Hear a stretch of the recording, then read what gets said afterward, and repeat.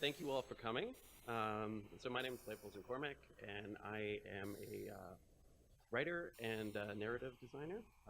The game I just was part of launched 3 weeks ago. It's called The Low Road, and it's available on Steam and the App Store. Shameless plug.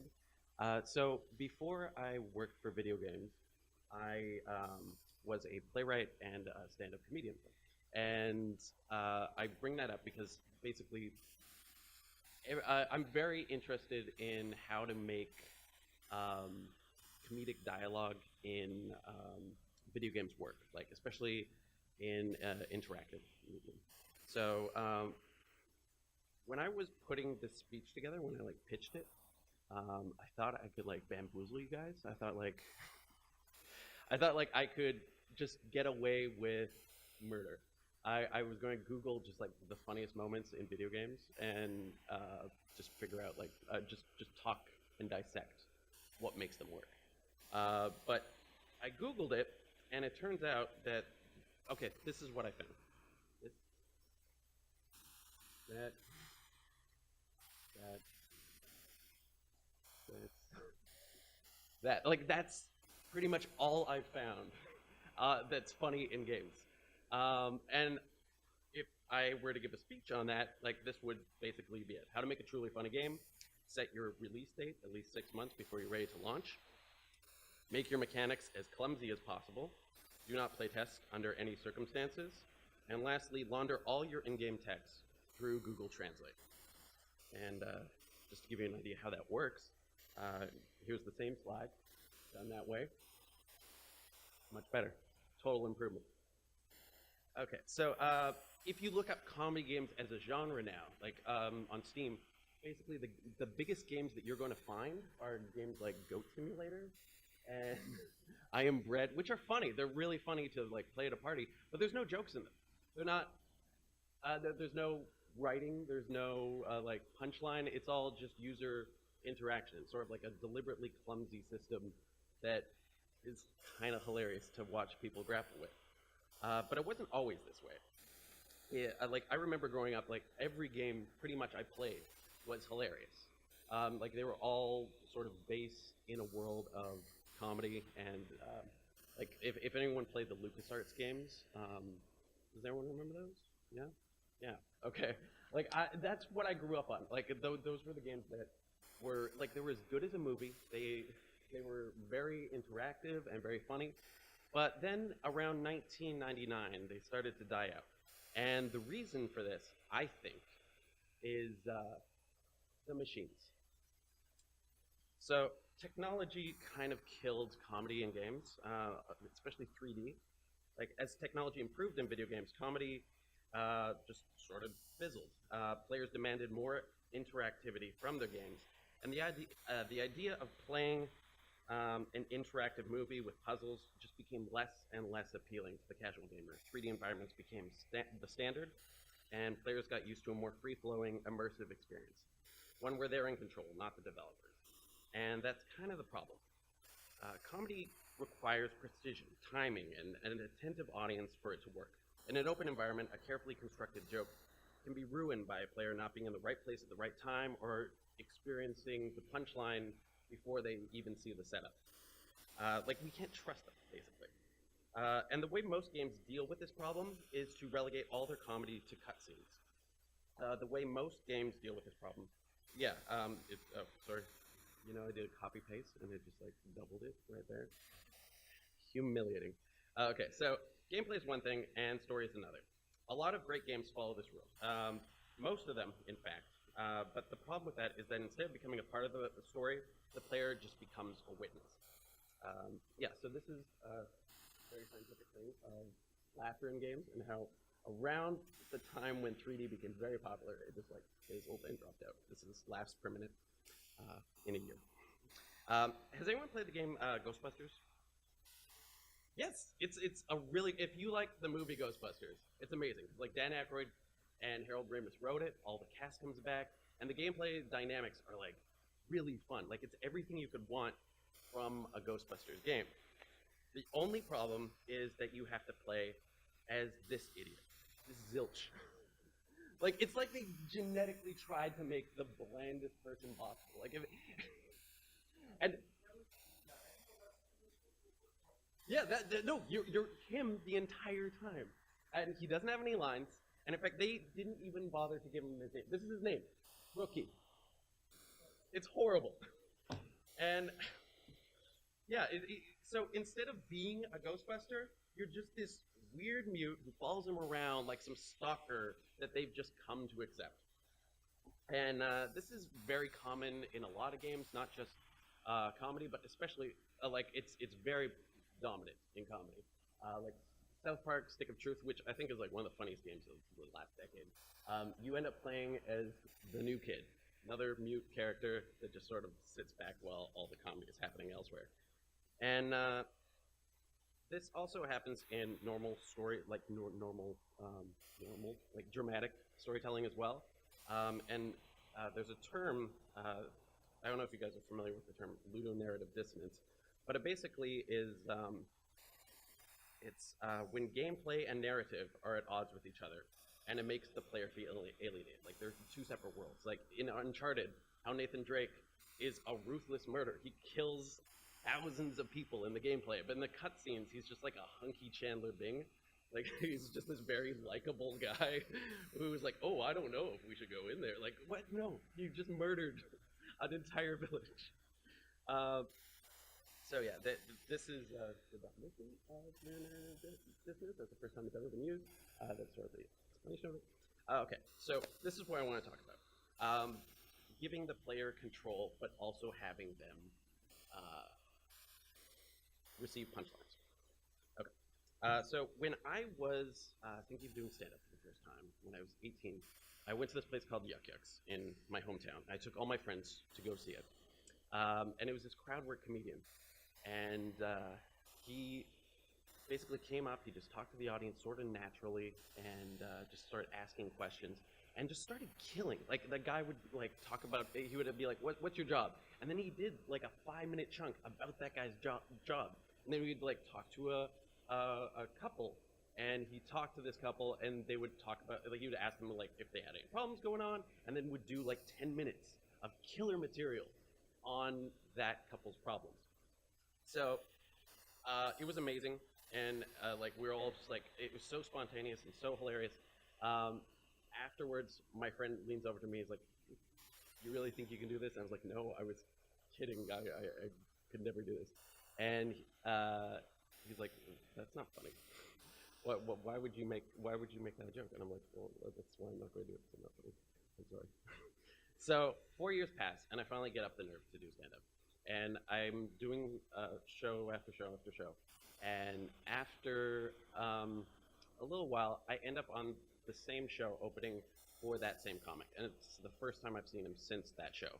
And he goes up, and he kills, crushes, he's amazing. But he ends up doing most of the jokes he did that night. And he manages to massage the audience into basically recreating that entire night, making it feel like it's spontaneous. So I went up to him afterwards, I was like, I saw you do all those things, but you replicate it, like, it was like time travel. And I asked him about it, and he said, okay, if you go up and just tell a few jokes, 50-50 chance people will laugh. But if you can make them feel like they were there, like the reason those jokes happened were because they were there, yeah, then you can kill. Like that's, you'll really have them. So I'm really interested in trying to replicate that kind of experience in video games. Yeah, basically, let me get 2 slides. This is the first time I've ever used PowerPoint, and I'm freaking out. So yeah, how do we make the player feel like they're essential to the story, even though they aren't? So, like, make them feel like they're part of the joke, even though they aren't. So these are some rules that I sort of came across while I was working on this game. And the first rule is the 10-second rule. And basically that is it's made by Ron Gilbert, who is the creator of Maniac Mansion, Monkey Island 1 and 2, Thimbleweed Park. And he says, don't let the player go more than 10 seconds without some kind of meaningful interaction. And just pressing OK is not a meaningful interaction. So number 2 is let the player know they are being heard. When I was crafting the conversations for this video game, I wanted every single interaction to lead to something and make the be unique to their choice. So whenever we did a dialogue branch, this is the first conversation of the game. Whenever they have a choice, we have unique responses for each one. That's not uncommon, but non-repeatable dialogue branches are sort of less common in video games because it takes forever. Like, this is 1 3-minute conversation, and there's about 40 different paths that you can go down. And yeah, it's 251 nodes of dialogue just for 3 minutes. That's the longest the conversation can go. And the problem with this is, like, obviously it's going to take a lot of content just to get that working. But yeah, basically, non-repeatable dialogue branches establish a relationship between the player and the game's characters, which leads to stronger laughs. They're more invested.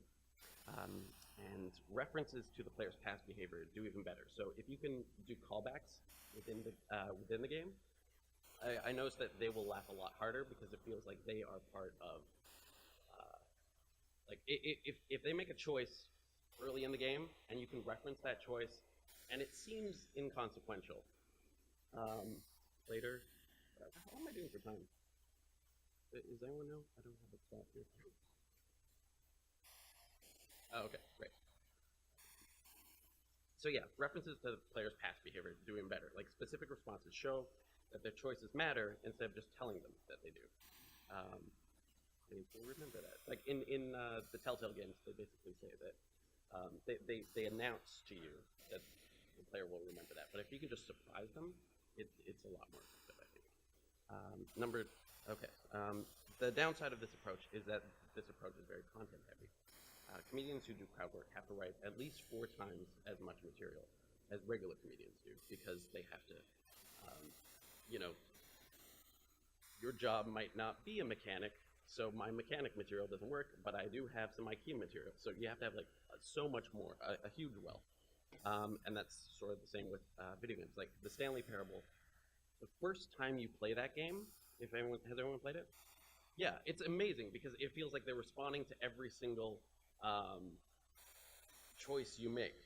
The more time you spend with that game, the less impressive it is, because once you've done it like 20 times, you're like, okay, now I'm seeing the mechanics. But the first, like, 10 times you play that game, it's amazing. And it's great. Number 3, let the player misbehave. So, yeah, this is a sequence from the game. It's a conversation puzzle. And basically, I noticed that when too many similar options are given, the audience will realize that their hand is being steered in towards a direction. Like, you'll find this in adventure games a lot. There'll be 4 options, and they all lead to the exact same response. But if you can sort of break them of this habit and give them wildly variable options, it's a lot more exciting. So if we put in things that let the player break the story, like in this sequence, you basically can get yourself fired by doing your job very badly. That would lead to the game ending. So we created these false endings within the game that allow the player to make that choice and see how it would come out. Like, at the end of movies, like based on real stories, they have like the title of like they basically say this person went on to become a senator and blah blah blah. So we put all these fake false endings as if like the game ended there, and then rewinds and allows them to play it. So number 4, use sleight of hand. Sort of like a magician. Jokes work best when you don't see them coming. Players need to be focused to understand the joke, and upping the player's concentration level through gameplay helps to keep them distracted but focused. So the first conversation puzzle I tried doing, and I was really in playwright mode here, was I tried to do a conversation puzzle that was entirely intuition-based. So it sucked. Basically, like, there was one path that you could get to be successful, and you were just talking to this person, trying to manipulate them into doing what you wanted, but there was nothing really to guide you. It felt too much like real life. Like, comedy has to be surprising, but good gameplay requires a clear sense of cause and effect. So just having like chaos thrown at you with no sense of how to deal with it, it's too much like real life. We play video games to get away from real life, so there does need to be a sense of cause and effect. So this was the first attempt at a conversation puzzle, and basically you can see that like if you're stuck here for 3 minutes talking with just these options, it's very visually uninteresting. But we have this mechanic in the game of looking through a file folder. It's very simple. And basically we ended up combining that to make these conversation puzzles where you have information that you're looking through in your file folder that will guide you to manipulate the person on the phone. And this became a lot more interesting for the player. And yeah, it allowed jokes to flow a lot more naturally, and people would respond. It was actually way easier to write too. So this is another thing we came across during playtesting, which was the goody two-shoes conundrum. And we found that seasoned gamers were way less adventurous in their choices. I had like people who played a lot of games, and they would just always be nice when talking to the NPCs. They would not be rude. They would not get into conflicts. They would just, oh man, it was a bummer because like we had all these hilarious options, but we also had like a middle of the road option if you wanted to be boring, and they always picked boring. And we found that people who didn't normally play video games didn't do this. They would take like the non sequiturs. They would choose the insulting conversation lines, and we realized it was because seasoned gamers had been burned out by too many bad endings. They were afraid of getting, like, this is a scene from Bioshock. Basically, you can get the good ending or the bad ending, and it's based on how you behave in the game. And we found that we had to teach them how to play the game in our world. And the world of our game is social manipulation, and you're a spy for a corporate-based agency, and you're basically trying to convince people to reveal their deepest and darkest secrets. And we found that we had to teach the player how to operate and behave in the game's world, and then we could use that against them. So like this is number 5, gaslight them. And there's a big difference between the characters scolding you in the game and the game scolding you. Like that, the ending of Bioshock, it's very frustrating because the entire time you're playing it, it's basically telling you to like be a bad person, and then at the end they scold you for being a bad person. But if you can add the characters scold you within the game instead of the world of the game scold you, it's a lot more effective, and you're not you don't have that element of ludonarrative dissonance. Another thing you can do is use play testing to see exactly how the player plays and rewrite your material to roast them, like basically insult them based on habits that normal players have during the game. Okay, and the last one is, the last rule we found was to develop writing alongside gameplay. It allows you, doing this, having the writer through the process the entire time, allows you to build the game's engine with story in mind. And the LucasArts approach, one of the reasons I also think that technology killed a lot of comedy in games is because game teams just became a lot bigger and more specialized, and all the departments sort of stopped working together. Like the Ron Gilbert and Tim Schafer approach, they were programmers. They were the people who led LucasArts, all those games that I showed earlier, and they were programmers and writers. So they were around for every step of the way, and they made every decision going into the game, instead of just like coming in afterwards and writing dialogue around the mechanics of the game. And yeah, basically, it allows the game to have more story involvement from the ground level, which means a much more seamless and ultimately funner game. So that's it for me. If you guys have any questions, that'd be great. I was very nervous the entire time. I don't know why. Thanks.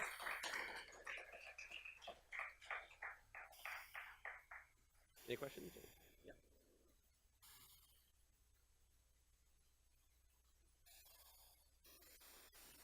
Well, I think the South Park game does do comedy very well. But it's in a very traditional way. It's like it is like a movie. But I think especially a lot of the mini games because I think it was very savvy in that game. Have you played it?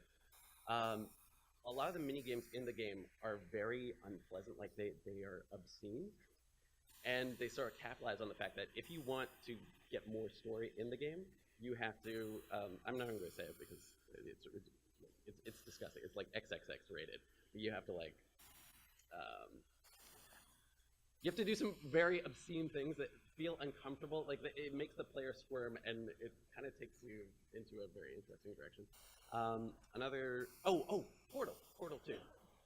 Like the most I've ever laughed during a game is the end of Portal 2 with the moon. Yeah, I don't want to ruin it, but it's a joke that they set up so early in the game, and afterward, and they also let you shoot that portal at them. Yeah, I don't know. Okay. What? Oh, the statute of limitations has expired. Okay. Yeah.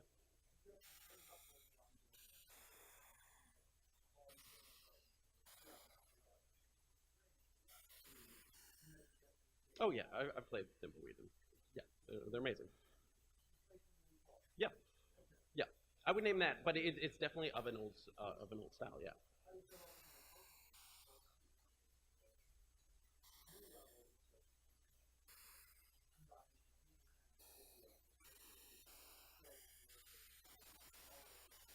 Yeah. I loved it.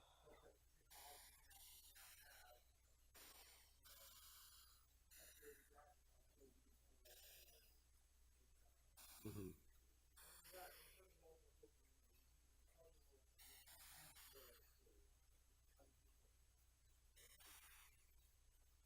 We tried to sort of simplify the the the puzzles and storyline. Like Thimbleweed is very old school and elaborate and has a like Rube Goldberg kind of mechanism of like this leads to this leads to this leads to this leads to this, and it's for like a nostalgic patient player. And Broken Age is very.